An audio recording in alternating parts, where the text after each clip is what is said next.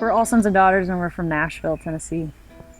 What we enjoy is being a part of a church community, of a local church community, and Journey Church is what makes us unique. yeah, it's a very unique place. It's made up of a lot of different people from a lot of different backgrounds, and so we are a reflection of the people that we serve. Yeah. So every time we go into a writing session, it's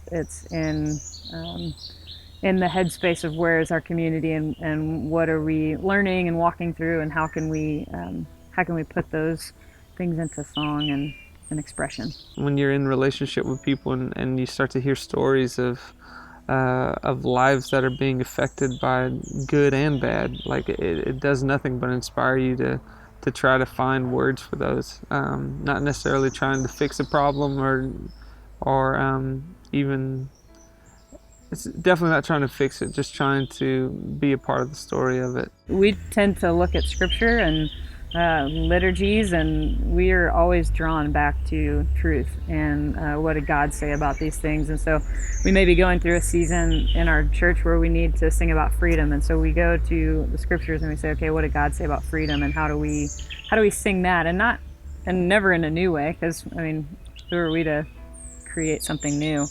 Because that's just who we are, that's what we listen to. It's kind of the things that we're influenced by.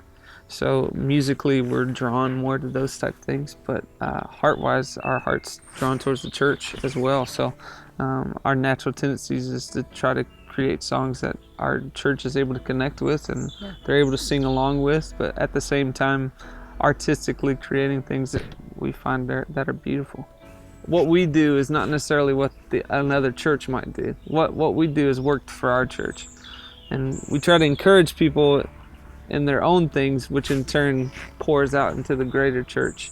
We tend to stay away from telling churches what to do. Yeah, David and I even have very different places where we find God, and I think that's maybe some of the uniqueness. And as we come at our relationship with God from very different perspectives, and the people that we're in community with do, and I think that's what the beautiful thing is about community, is that you learn so much about the characteristics of God through the people you're in relationship with. And I think in the last few years I've obviously experienced God through community, but I think more so in honesty and vulnerability. When I come to God without any sort of inhibition, instead of trying to